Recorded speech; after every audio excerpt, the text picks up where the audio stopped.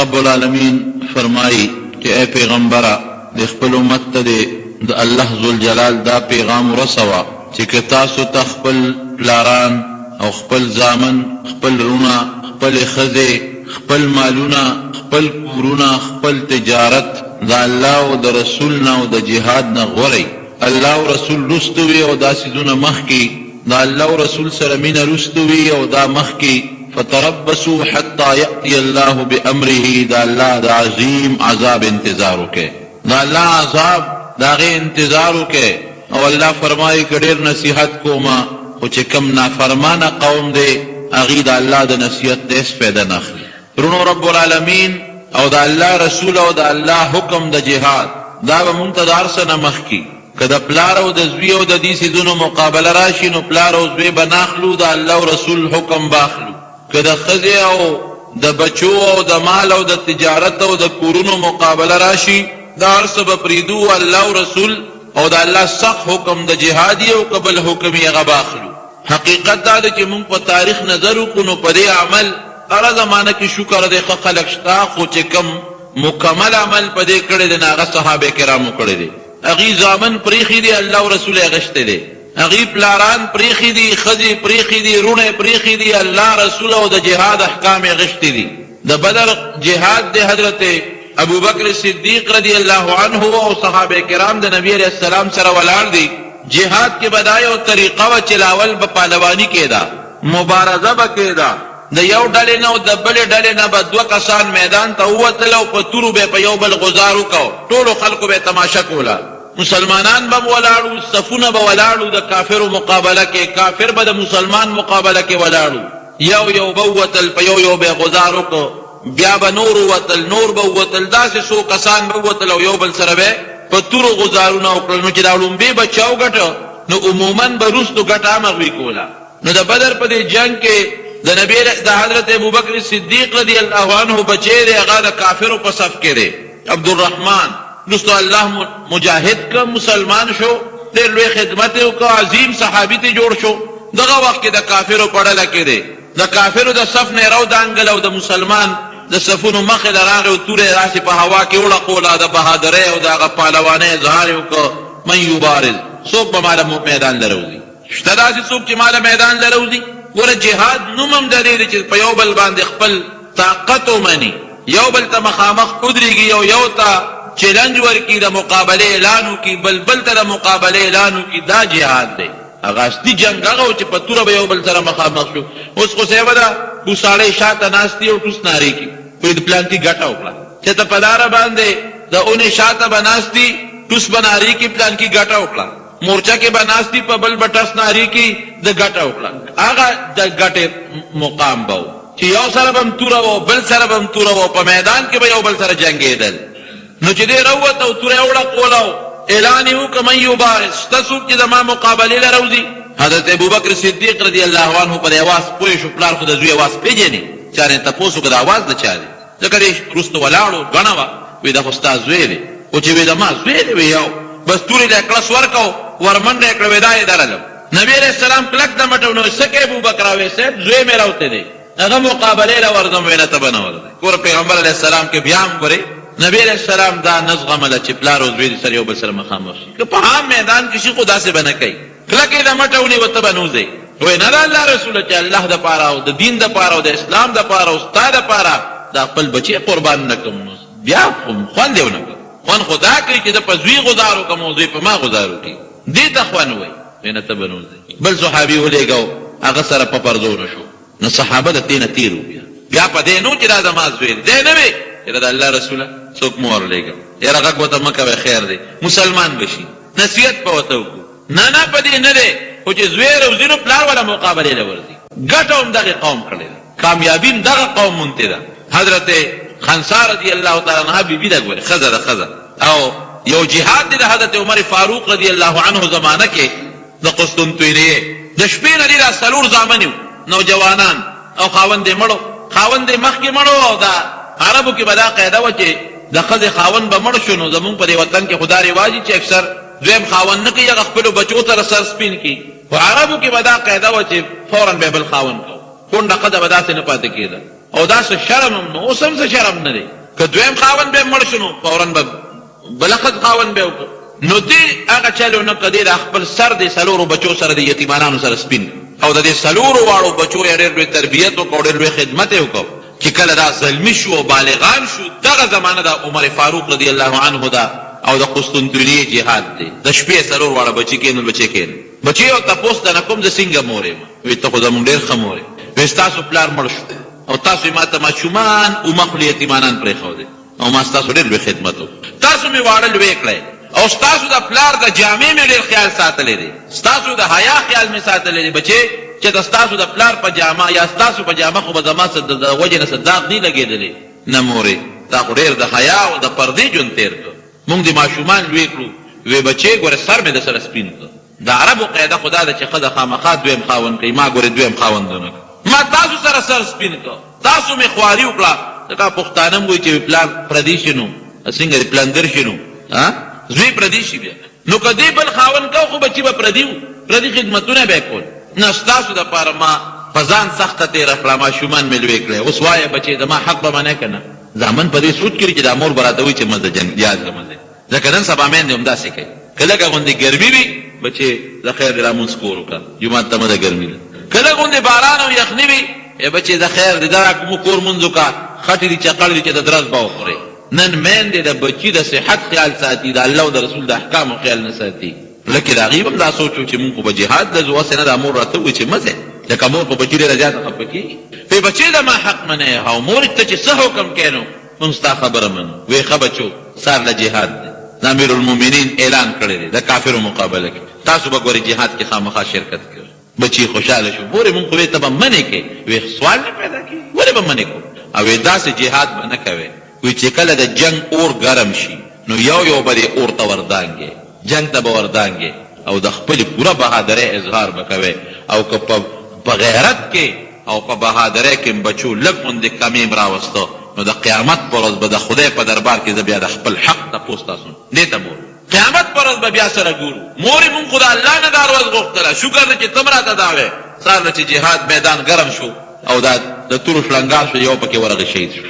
بل ورغې بل هم شهید شو، بل ورغې بل هم شهید شو، بل ورغې بل هم شهید شو. څلور واړه زامن یې په میدان پرېوتل او شهیدان شو. صحابه اوس وایي ملګري چې دې مور ته به اطلاع څنګه ورکړو؟ دا خو که مور یې خبر شو چې څلور بالغان بچي چې دې مور ورسره لستړې کړې وي، یتیمانان یې لوی کړل، څلور واړه مړه شو، شهیدان شو. خو دا مور یې پټکه مري، دا لیونی نه شي غریب. ځکه بل د دې مور یې څه شته دی هم نه، همدغه بچي ولاړه شهیدان شو. خیر چا خبر کړه چې خبره یې کړه را روانه شوه. صحابه ونیوله، خنسا رضی الله عنها ته وایي ته څه کوې؟ تورو لیکې دلته کې خدای به خیر کوي. نه نه ما نه خبره مه پټوئ، ما ته د خپلو بچو بهادري معلومه وه، ما ته پته هم لګېدلې ده، خو ما ته خپل ګلونه وښایه، د خپل بچي راته لږ غوندې وښایه چې د یو ګوټې دوه درې خبرې ورسره چې میدان ته راله. کافر هم مرداران پراته دي او صحابه هم شهیدان دي، ملګري مسلمانان هم شهیدان دي. دا څلور واړه بچي داسې په میدان په وینو کې لکپت پراته دي. دا ګوره ډېره ګرانه ورځ ده، ډېره ګرانه ورځ ده. ورته ودرېدل. وی خلک به وایي چې نن به خنسا لیونی شي، خلک به وایي چې نن به خنسا ګریوانونه شته، او خلک به وایي چې دا به نن ګیلې او شکوې او چغې به وایي. وی زما د پاک رب قسم چې ما کې ساه چولې ده او دې جمدې پیدا کړم چې په زندګۍ کې په ما خوشحاله روز راغلی ده. نو هغه دا دی چې نن تاسو د الله په دین کې د الله په لار کې په دې وینو کې لطفت پراته. اوس به زه په روغ زړه د قیامت پر ورځ د لوی الله سره ملاقات کوم، او زه به په روغ زړه د قیامت پر ورځ د خپل ښکلي رسول سره، چا سره چې ما د اسلام بیعت کړی دی، هغه سره ملاقات وکړم. او په روغ زړه سره به زه ستاسو پلار سره د قیامت پر ورځ باندې ملاقات کوم. صحابو په دې عمل کړی. بچي قربانول دا اسانه خبره نه ده. نن که یو بچی جهاد دی، منزله ځي او یخني وي ګرمي وي، مور ورته وایي ګورې پام کوه بچې مزه نه. هغه مور هم ورپسې لاړه. د مرګ نه خو څوک بچ کېدي چې کوم وخت چې د چا لپاره مقرر دی نو هغه ټایم باندې خامخا به مري. دا نشته پکې چې قرآن حکیم کې الله فرمایي اینما کنتم څنګه دی یدرککم الموت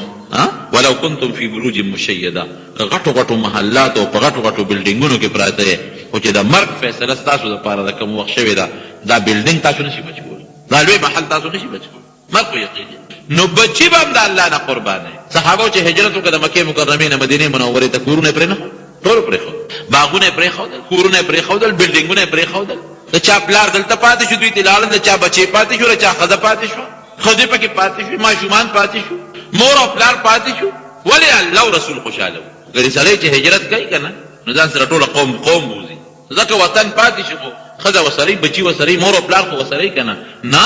دا صحابو قسم دی چې هر څه پرېښودل یک تنخوا لاړل مدینې منورې ته هجرت وکړو قوم به کافر دی به مسلمانو لاړل پلار به کافر زوی به مسلمانو بابا سلام علیکم لاړم زوی به کافر پلار به مسلمانو بابا سلام علیکم لاړم ښځه به کافره وه خاوند به مسلمانو سلام علیکم ښځه به یې پرېښوده بچي به یې پرېښودل مال تجارت هر څه پاتې ولې الله باندې کله چې د الله او د رسول او د دې څیزونو مقابله راشي دا څیزونه به ټول پرېږدي لوی الله به ام حبیبه رضی الله عنها د نبي علیه السلام بیبي ده ام المؤمنین ده او پلار یې ډېر لوی کافر دی ابو سفیان وروسته بیا مسلمان شو رضی الله عنه نو د کافرو د خبرو اترو دپاره د پلار یې راغی مدینې منورې چې مدینې منورې ته راغی او د پیغمبر علیه السلام سره یې خبرې اترې کولې نو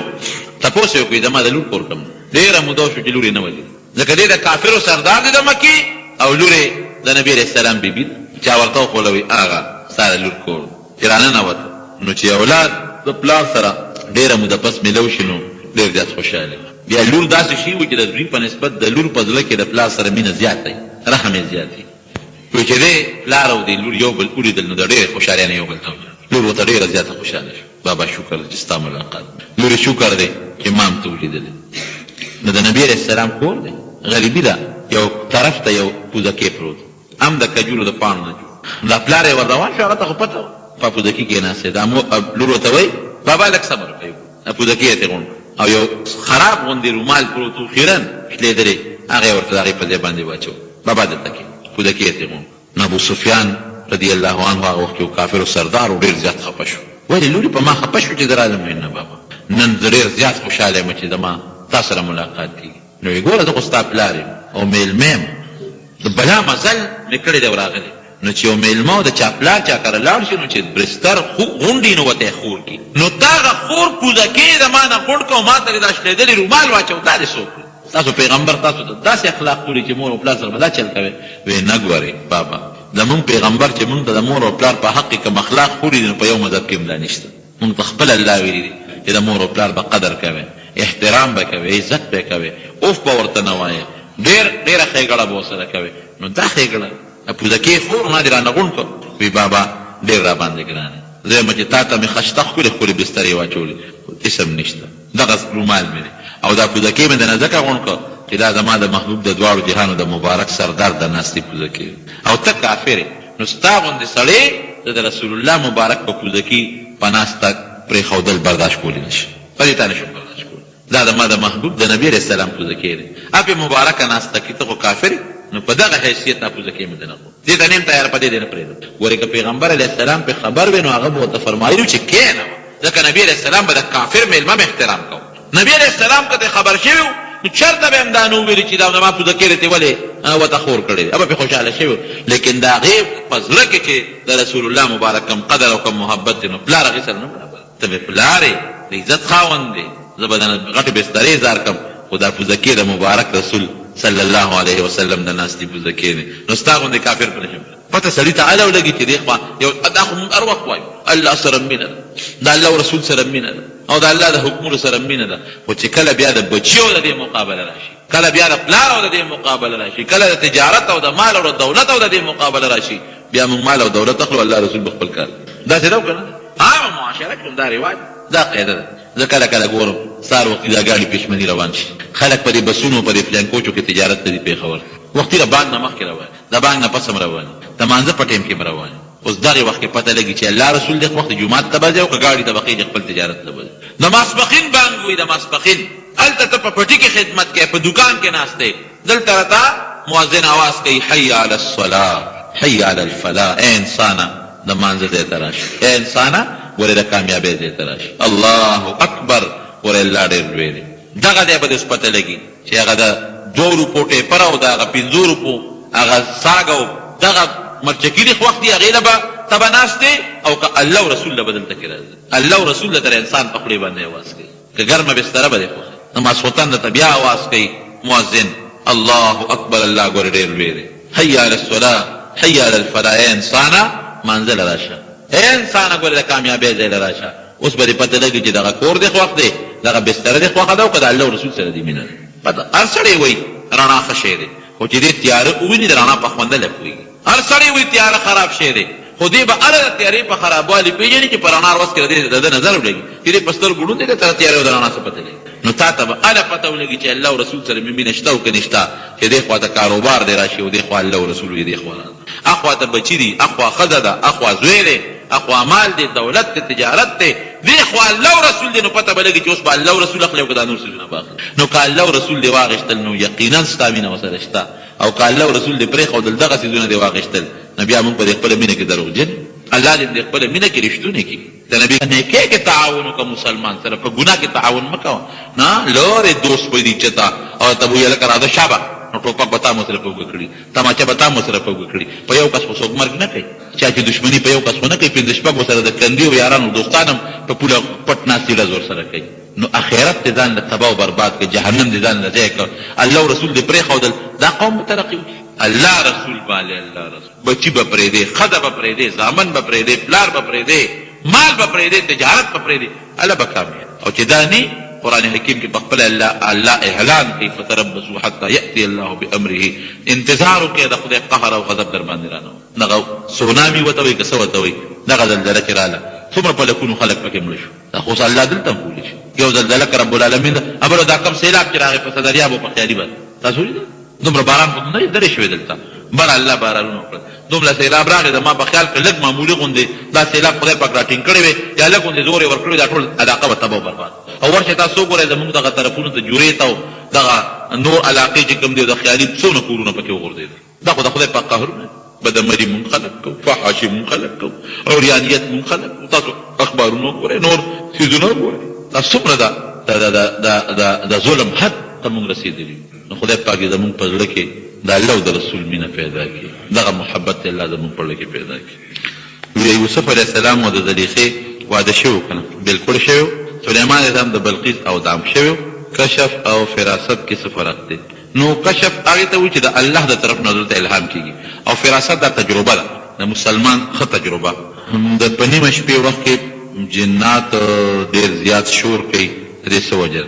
نو مونږ خو یې په شور نه یو پوهېنو که ته به پوهې د پیریانو په شور مونږ ته خو پته نه لګي خو احادیثو کې راځي چې د ماښام د نور پرېوتو نه پس ماشومان بار مه پرېږدی دې وخت کې شیطانان راخورېږي نو دې ماشومانو ته به نقصان ورسوي پیریان او شیطانان نو دا خاموشۍ وخت دی او په حدیث عمل کوه چې کله دروازه بندی بسم الله و اعوذ بالله کې وایه نو بیا به دې ضرر نه رسوي نور پرېوتو نه پس ماشومان بار مه پرېږدی دا د احادیثو په رڼا کې دا خبره مې درته وکړه دعا وکړئ چې الله په موږ رحم وکړي پروردګار موږ د آفتونو